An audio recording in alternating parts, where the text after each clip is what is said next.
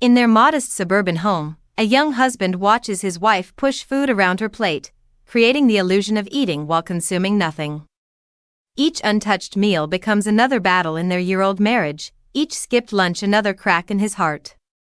At 29, he never imagined his role would become that of a food monitor, desperately trying to keep the woman he loves from fading away. She sits across from him at dinner, her delicate frame a stark contrast to the hearty meal he's prepared. At 28, she carries herself with the careful precision of someone constantly at war with their own body. "I wish we didn't have to eat to survive," she tells him, her voice hollow. Eating should be a choice, a hobby, not a necessity.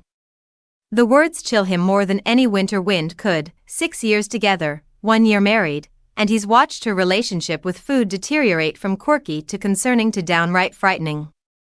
She claims she's never hungry, that food holds no appeal, but he sees the truth in her hidden behaviors. The trash can tell stories she won't, carefully wrapped dinners she swears she's eaten, just got full after a few bites. But he knows those bites never happened. The morning routine breaks his heart daily. He leaves for work knowing she won't touch breakfast, won't remember lunch, will survive on nothing but water and determination until he returns to enforce dinner. On the days his job keeps him late, she simply doesn't eat at all. 24 hours can pass without a single calorie crossing her lips, and she acts as if this is normal, acceptable, even preferable. "You need to eat something," he pleads, watching her push a piece of chicken around her plate for the 20th time. Her response is always the same, defensive walls shooting up faster than he can scale them. "I'm fine," she insists. "I'm 5 feet 5 inches and 140 pounds. That's perfectly healthy."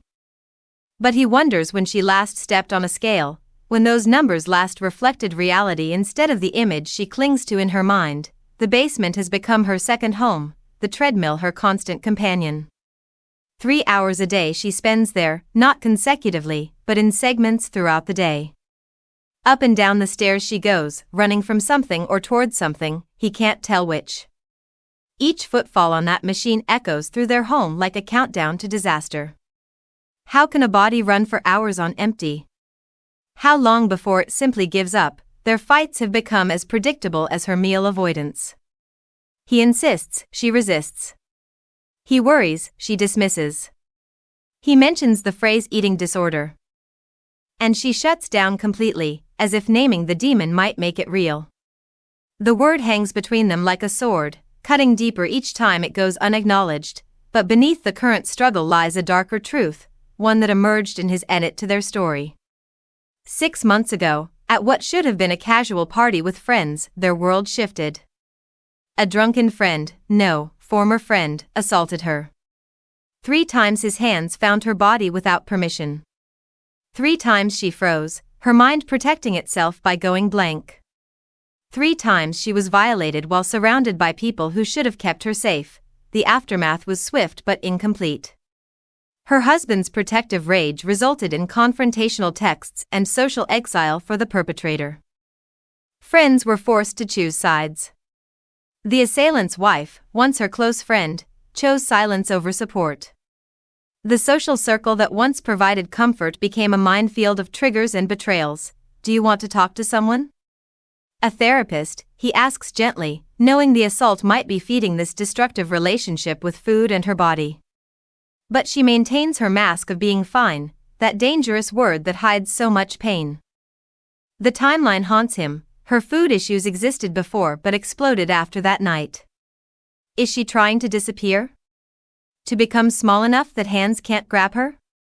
To punish a body that was touched without consent? She mentions her mother sometimes, calling her an almond mom, one of those parents who survives on restrictive diets and passes their food fears to their daughters like a cursed heirloom.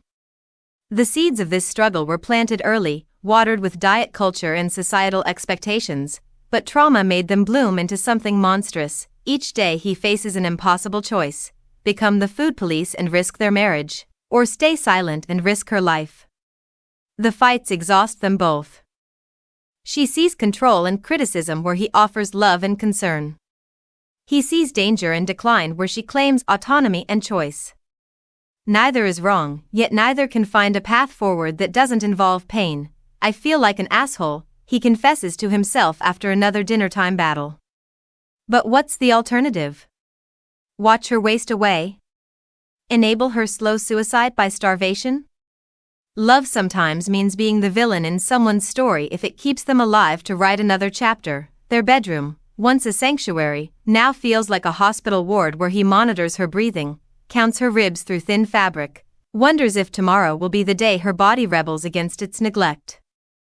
He lies awake calculating calories, planning meals she might actually eat, researching treatment centers she'll never agree to attend. The woman he married is disappearing, not just physically but emotionally. The trauma, the inherited food issues, the possible disorder, they're stealing her away bite by refused bite.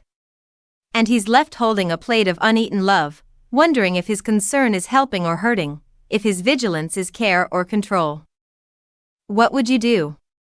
When someone you love is hurting themselves slowly, quietly, do you force help they don't want? Or do you respect their autonomy even unto death? Where is the line between support and suffocation? Between love and enabling? Share your thoughts below. Sometimes the hardest battles are fought at the dinner table, and the greatest enemies are the ones we can't see. Like, comment, share, and follow this page for more.